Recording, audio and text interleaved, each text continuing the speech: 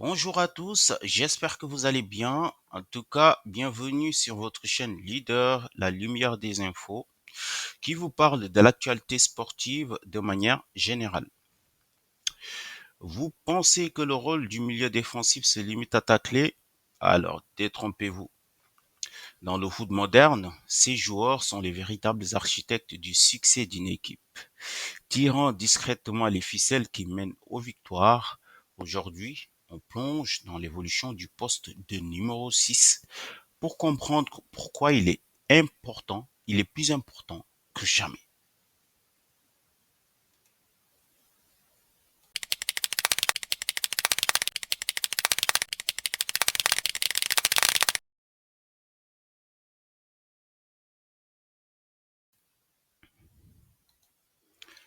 Alors, pendant longtemps, le milieu défensif était vu comme un simple destructeur, chargé de casser les attaques adverses, mais le foot moderne a transformé ce rôle.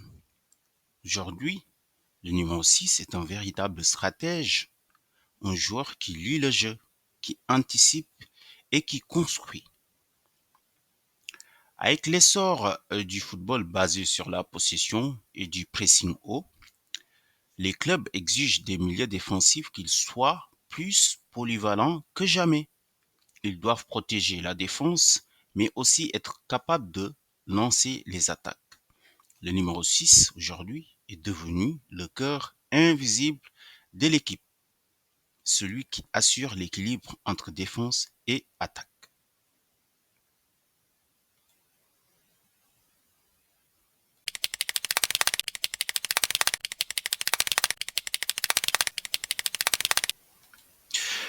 Alors, le milieu de terrain défensif moderne n'est pas seulement un récupérateur, il est aussi un créateur. Celui qui casse les lignes grâce à des passes précises et une vision du jeu exceptionnelle, il initie les attaques et permet à son équipe de progresser. D'abord, le pressing. La résistance au pressing commence par lui. Dans les espaces réduits, il garde son calme, conserve la possession et trouve des solutions. Celui qui contrôle le tempo du match. Il dicte le rythme du match, ralentissant ou accélérant selon les besoins. En réalité, le numéro 6 est devenu un véritable maestro, un chef d'orchestre qui influence chaque phase du jeu.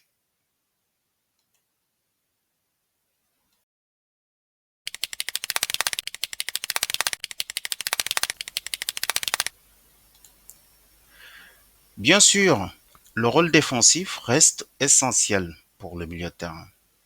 Le milieu défensif est la première barrière devant la défense. Il doit avoir une bonne lecture du jeu, ça c'est un, car il doit pouvoir anticiper sur les menaces de l'adversaire, intercepter les passes et couper les trajectoires. L'autre point, c'est que lui, il doit avoir une intelligence positionnelle. Il doit pouvoir couvrir les espaces laissés libres et protéger surtout les défenseurs centraux. L'art du tacle, il sait quand tacler. Lui, c'est ça son rôle principal en fait dans le milieu du terrain. Il doit savoir tacler. Non seulement il doit savoir le faire, mais il sait quand tacler, comment tacler et surtout, il choisit le bon moment pour ne pas mettre son équipe en danger. Vraiment, c'est une véritable forteresse, un joueur qui rassure et sécurise tout le bloc défensif.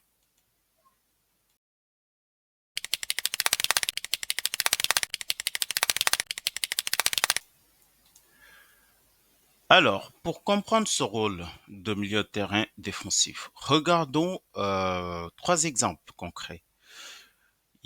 Rodri de Manchester City, qui on peut dire est le milieu de terrain complet par excellence, lui, il contrôle le tempo. Son équipe recycle la possession et a même marqué le but décisif en finale de la Ligue des Champions en 2023 pour Manchester City, lui permettant de pouvoir remporter ce titre à nouveau.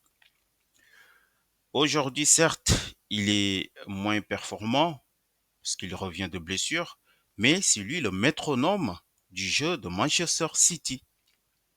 Si on prend le cas de Declan Rice d'Arsenal, lui, il a une présence défensive transformante. Ses interceptions et son volume de jeu ont changé le visage d'Arsenal, apportant équilibre et surtout sérénité. Le troisième joueur dont je vais vous parler, il s'agit de Camavinga, Edouard Camavinga, du Real de Madrid, qui est un joueur polyvalent et brillant techniquement. Il peut jouer à plusieurs postes et incarne la nouvelle génération de milieux défensifs.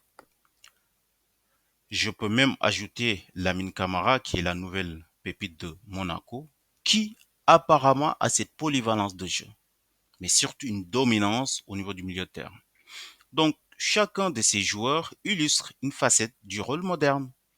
Rodri comme chef d'orchestre, Rice comme garant de l'équilibre, et Kamavinga et Lamine Camara comme des symboles de polyvalence.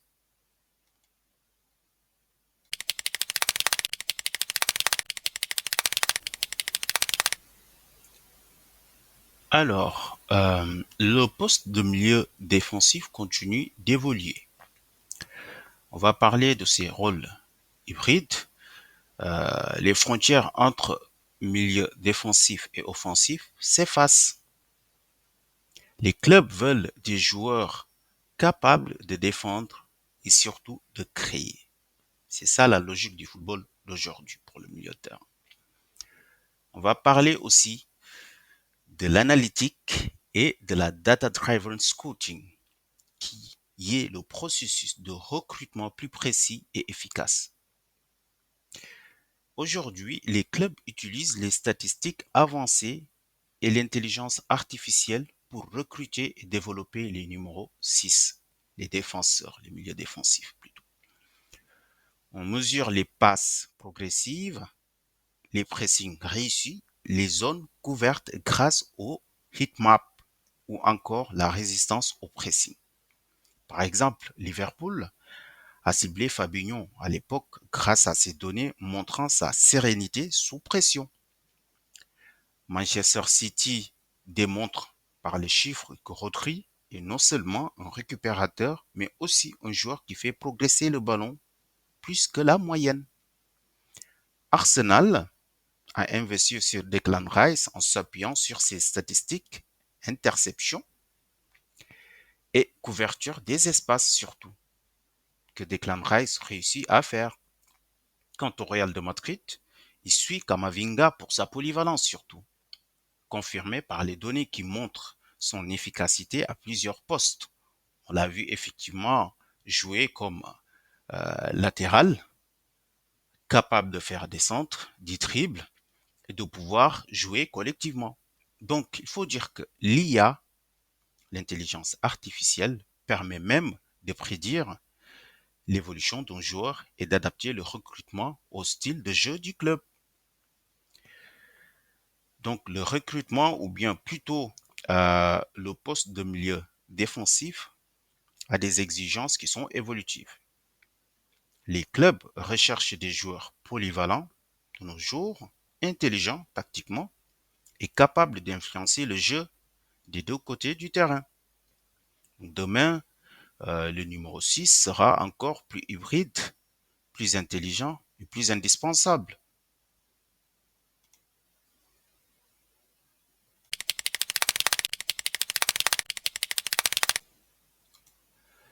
Alors, pour finir, le milieu défensif moderne est bien plus qu'un récupérateur, hein.